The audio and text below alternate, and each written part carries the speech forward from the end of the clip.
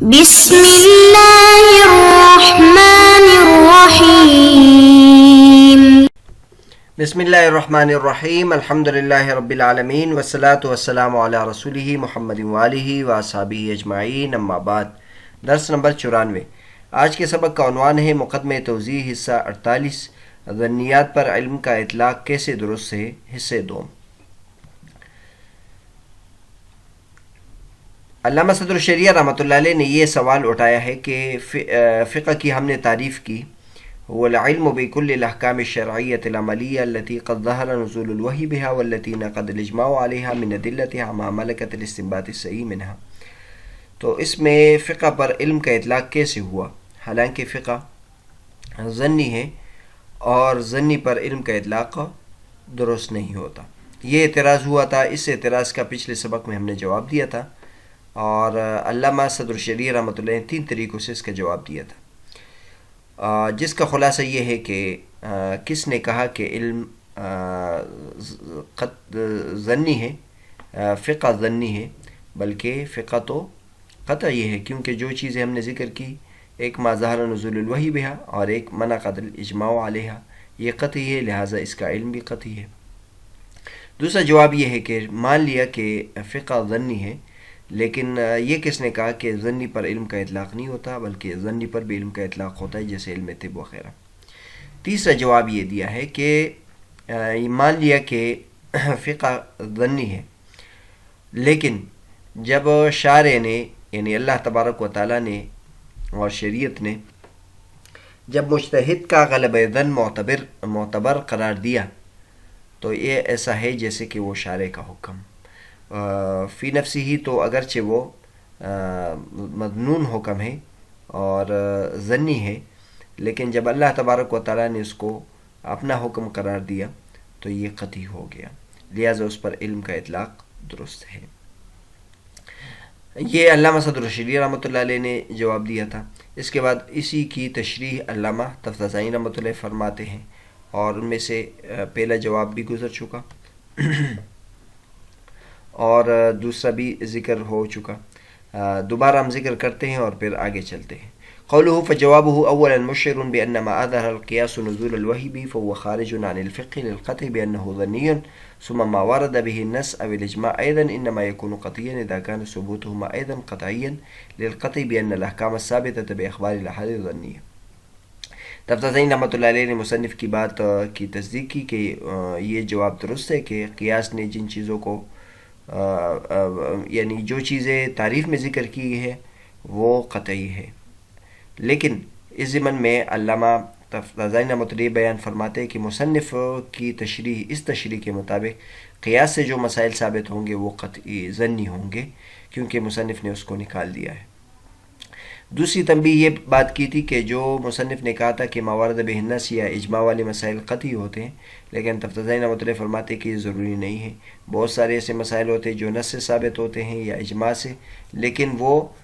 قطعی نہیں ہوتے ہیں. اس کی وجہ یہ ہوتی ہے کہ اس کا ثبوت قطعیت کے طریقوں پر نہیں ہوتا. مثلا اجماع کسی چیز کے بارے میں ثابت ہے، لیکن اجماع کی جو سند ہے وہ کمزور ہے، تو اس طرح وہ اجماع یقینی طور پر ثابت نہیں ہوگی. اس طرح حدیث نبی کریم صلی اللہ علیہ وسلم تو قوی ہے، لیکن اس کا ثبوت ہم تک قطعیت کے ساتھ نہیں ہے، تو لہٰذا اس سے بھی قطعیت ثابت نہیں ہوگی. تو یہ بہت فائدے کی بات تفتازانی رحمۃ اللہ نے ذکر کی. تیسرا جو جواب مصنف نے دیا اس کی تشریح علامہ تفتازانی رحمۃ اللہ فرماتے قوله وثالثا هو الذي ذكر في المحصول وغيره ان الحكم مقطوع وظن في طريقه. تیسرا جو جواب یہ دیا ہے کہ حکم قطعی ہوتا ہے، لیکن ظن جو ہے وہ اس کے طریق میں آتا ہے. وتقریره، اور اس کی وضاحت یہ ہے انه لما دل الاجماع على وجوب العمل بالظن وكثرت اخبار الاحاد في ذلك حتى صارت متواترة المعنى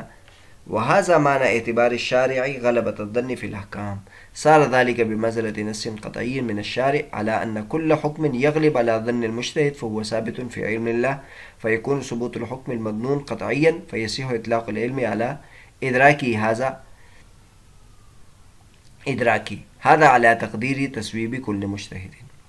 بہت زبردست بات کی. علامہ تفتازانی رحمۃ اللہ فرماتے کہ یہ جو جواب محصول اور دیگر کتابوں میں یہ دیا ہے کہ حکم فی نفسی مقطوع ہوتا ہے، یقینی ہوتا ہے، لیکن ظن اس کے طریق میں ہوتا ہے، اور وہ یہ ہے کہ جب اجماع کے ذریعے سے یہ بات ثابت ہے کہ ظن پر بھی عمل کرنا واجب ہے، اور اس بارے میں اخبار احاد بہت کثرت سے وارد ہوئی ہے، یہاں تک کہ وہ متواتر المعنی ہے۔ ٹھیک ہے، علم یقین بہت بلند چیز ہوتی ہے، لیکن احکام کے لیے اور زندگی گزارنے کے لیے ہر چیز میں علم یقین کی حد تک جانا ضروری نہیں ہے، بلکہ بہت ساری چیزوں میں ہم غلب ظن پر عمل کرتے ہیں، اور ہماری زندگی ساری غلب ظن پر مبنی ہوتی ہے۔ مثلا کتنی چیزوں میں ہم غلب ظن پر اعتماد کرتے ہیں۔ ہم روزانہ مثلا موٹر سائیکل کے ذریعے سے جاتے ہیں، لیکن اس بات کا احتمال ہے کہ ہمارا ایکسیڈنٹ ہو جائے، اور ہم اس کے ذریعے سے سفر کو نہ اختیار کریں، اور ہم کہیں کہ یار سفر نہیں کرنا کیونکہ ایکسیڈنٹ ہو سکتا ہے، لیکن یہ احتمالات ہیں۔ غلب ظن یہ ہے کہ جب آپ احتیاط کے ساتھ چلیں گے تو انشاءاللہ ایکسیڈنٹ نہیں ہوگا، اور اس پر آپ اللہ تبارک و تعالیٰ پر توکل کریں۔ اس کے بعد اسی طرح آپ مثلا جہاں رہتے ہیں تو ہو سکتا ہے کہ اوپر جو آپ کے سر کے اوپر جو چھت ہے وہ گر جائے، یہ ہو سکتا ہے، احتمال ہے، لیکن ہم ان احتمالات کا اعتبار نہیں کرتے۔ ہم دیکھتے ہیں کہ بھائی جب دیواریں ہیں اور اوپر جو چھت ہے اس میں بھی سریا لگا ہوا ہے، اس کا لنٹر ہے، مضبوط عمارت ہے، اور تجربے سے ثابت ہے کہ یہ گرتا نہیں ہے، تو لہٰذا ہم ایسی ہی زندگی گزارتے ہیں۔ تو یہ احادیث سے بھی ثابت ہے، اور اجماع سے بھی ثابت ہے، اور عقل سے بھی ثابت ہے کہ جو ظنیات ہے اس میں غلب ظن کو ہم اس پر احکامات یعنی جاری رکھتے ہیں۔ تو لہٰذا جب شریعت نے غلب ظن کا اعتبار کیا اور شارع نے بھی غلب ظن ہمارے لیے بھی معتبر قرار دیا، تو ظاہر ہے شریعت کے جو احکامات ہیں اس کے لیے بھی اس کو معتبر قرار دیا، تو گویا یہ شریعت کی طرف سے نص خطی ہو گیا کہ جو مجتہد کا غالب گمان والا حکم ہے وہ میرے نزدیک ثابت ہے، اللہ تبارک و تعالیٰ کے نزدیک ثابت ہے، لہٰذا حکم اگرچہ مظنون ہے یعنی ظنی ہے، لیکن وہ قطعی ہو جائے گا نتیجتاً، لہٰذا اس کے ادراک پر علم کا اطلاق درست ہے۔ لیکن یہ اس مسئلے کے مطابق کہ جب کہ ہر مجتہد مصیب ہو، پچھلے سبق میں ہم نے بتایا تھا اس بارے میں اختلاف ہے کہ ہر مجتہد مصیب ہے کہ نہیں، یعنی ہر مجتہد مصیب کا ہونے کا مطلب یہ ہے کہ مجتہد کی جو رائے بنی ہے وہ سب اللہ تبارک و تعالیٰ کی منشا ہے کہ نہیں ہے، اللہ تبارک و تعالیٰ وہ یہ کہنا چاہتے تھے کہ نہیں۔ تو اس بارے میں علماء کرام کی دو جماعتیں ہیں، ایک جماعت یہ کہتی ہے کہ ہر مجتہد مصیب ہے، لیکن یہ راجح مسلک نہیں ہے۔ جو کہتے ہر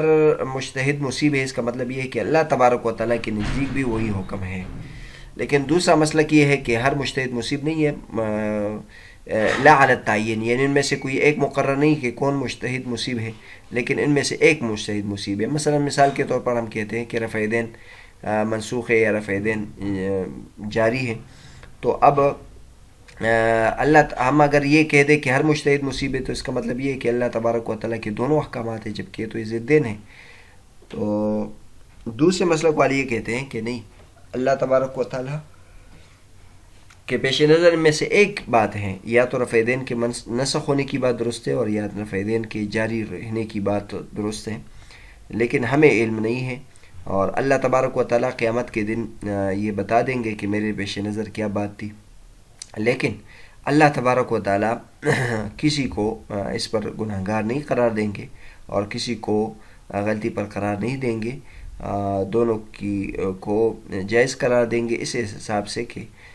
دنیا میں تو اللہ تبارک و تعالیٰ کی بات کا علم کسی کو بالضبط معلوم نہیں ہو سکتا تھا، اس لیے اللہ تبارک و تعالیٰ نے ان کو معاف قرار دیا ہے، اور یہ حدیث بھی آپ کے سامنے ذکر کی تھی کہ جب مجتہد سے کوئی غلطی ہو جائے تو اللہ تبارک و تعالیٰ اس کو بھی اجر دیتے ہیں۔ تو بہرحال جو علماء کرام یہ کہتے ہیں کہ ہر مجتہد مصیب ہے، اس کے مسلک کے مطابق تو وہ تشریح ہوگی۔ فَإِنْ قِيلَ، یہاں ایک سوال ہوتا ہے، المظنون ما يحتمل النقیض والمعلوم ما لا يحتمله فيتنافیان، پھر دوبارہ سوال پیدا ہوتا ہے کہ آپ نے کہا کہ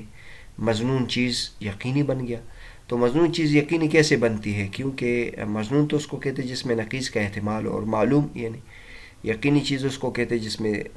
غیر کا احتمال نہ ہو، تو دونوں میں منافات ہے، اب دونوں ایک کیسے قرار دیتے ہیں؟ تو دوبارہ کہتے ہیں قُلْنَا يَكُونُ مَظْنُونًا فَيَصِيرُ مَعْلُومًا، پہلے مظنون تھا لیکن بعد میں معلوم ہو گیا، اس دلیل کے پیش نظر، اور دلیل کیا ہے؟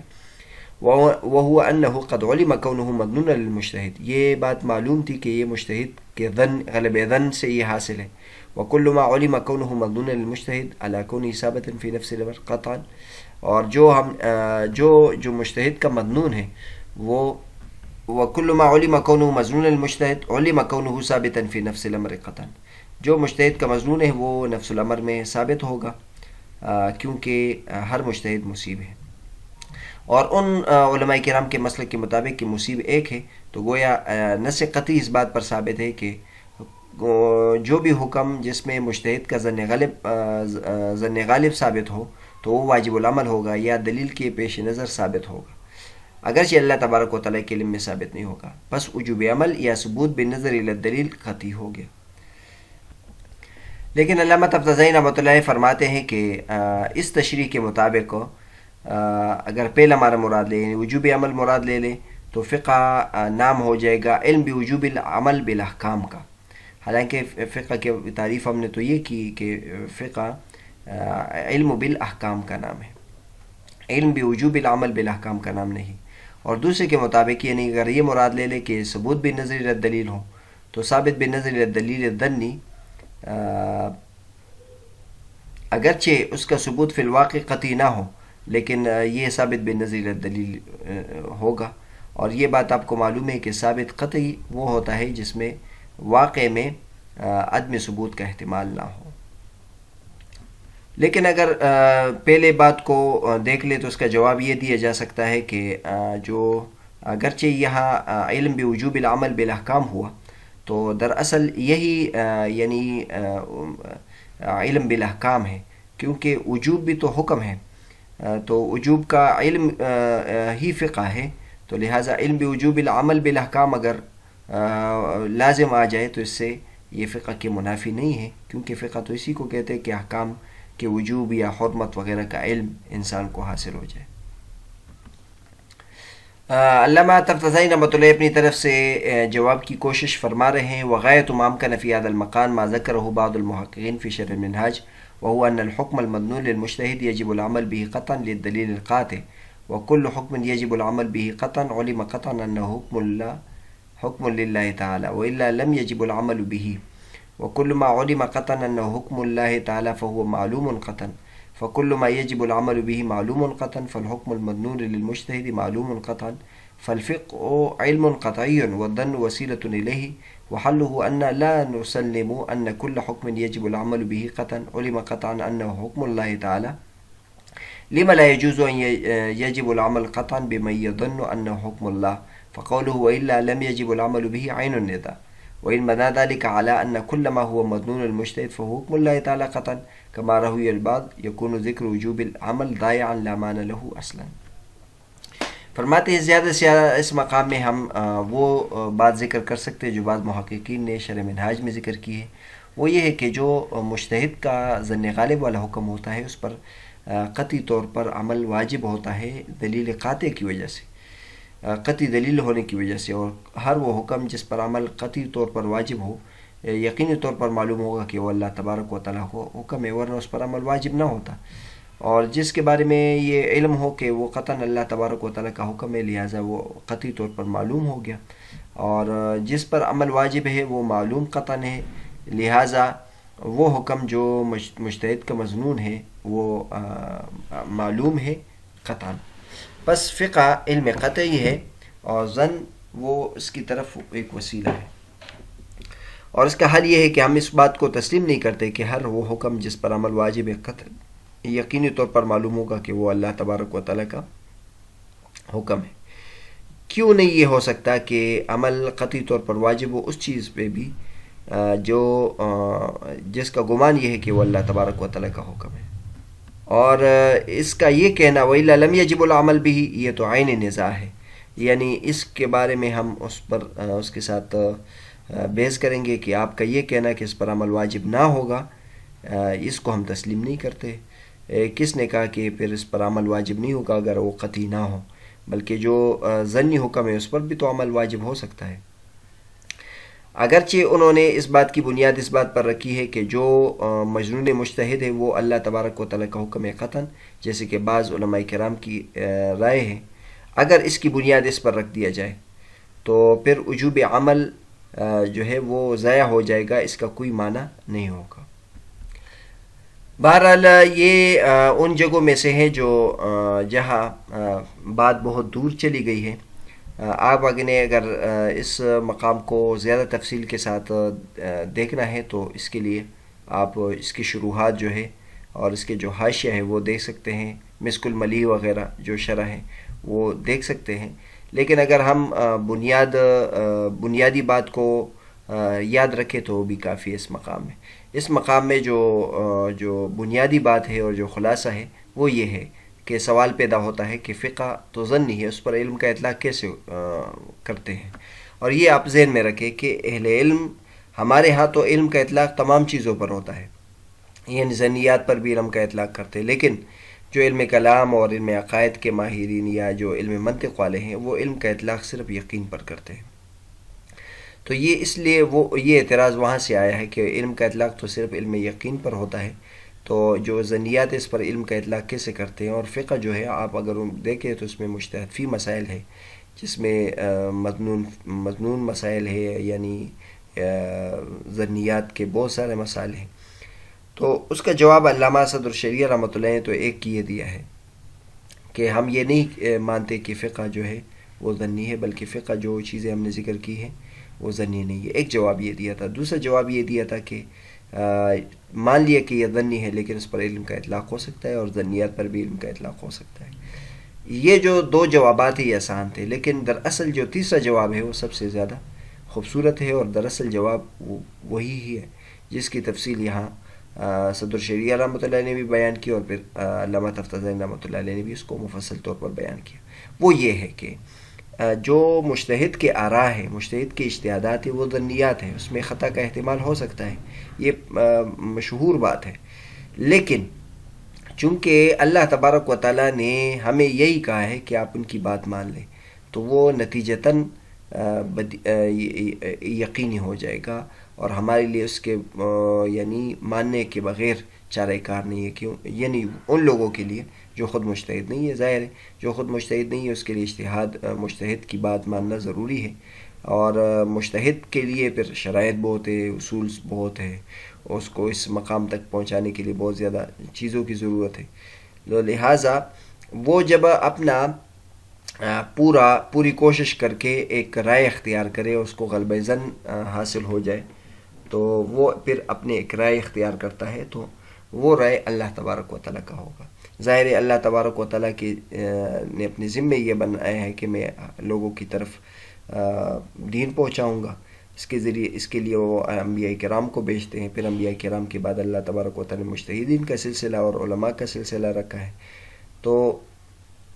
ان مسائل میں جو پوشیدہ ہے اس میں جو مجتہد کی بات ہوتی ہے وہ دراصل اللہ تبارک و تعالیٰ کی بات ہوتی ہے۔ تو لہٰذا اس لحاظ سے کہ اگرچہ وہ بندے کا قول ہے لیکن وہ اللہ تبارک و تعالیٰ کی طرف سے ہیں، لہٰذا اس کو ہم اللہ تبارک و تعالیٰ کا ارشاد سمجھیں گے۔ اس سے پہلے اس نوع کی ایک مثال آپ کے سامنے گزر چکی ہے، جب ہم نے تعریف کی تھی حکم کی، خطاب اللہ تعالیٰ المتعلق بافعال المکلفین، تو وہاں بھی ایک سوال پیدا ہوا تھا کہ حکم تو بہت سارے لوگوں کا ماننا ضروری ہے، اولی الامر کی، اور اسی طرح نبی کریم صلی اللہ علیہ وسلم کی، اور اسی طرح مجتہد کی، اور اسی طرح جو سربراہ ہے ملک کا اس کی، اسی طرح آقا کی، اس کی بات اور والدین کی بات ماننا بھی ضروری ہے۔ تو آپ نے صرف خطاب اللہ کا کیوں کہا؟ تو وہاں بھی یہ جواب دیا تھا کہ جو باقی لوگوں کے احکامات ماننے کا حکم ہے وہ بھی دراصل خطاب اللہ ہے، کہ وہ اللہ تبارک و تعالیٰ کا خطاب ہوتا ہے، اس لیے ان کی بات ہم مانتے ہیں۔ ماں باپ کی اطاعت اس وجہ سے کرتے ہیں کہ اللہ تبارک و تعالیٰ کہتے ہیں، اور نبی کریم صلی اللہ علیہ وسلم کی اطاعت اس لیے کرتے ہیں کہ وہ اللہ تبارک و تعالیٰ کی بات بتاتے ہیں، اور آقا کی بات ہم اس لیے مانتے ہیں کہ نبی کریم صلی اللہ علیہ وسلم اور اللہ نے ان کی بات ماننے کا حکم دیا ہے۔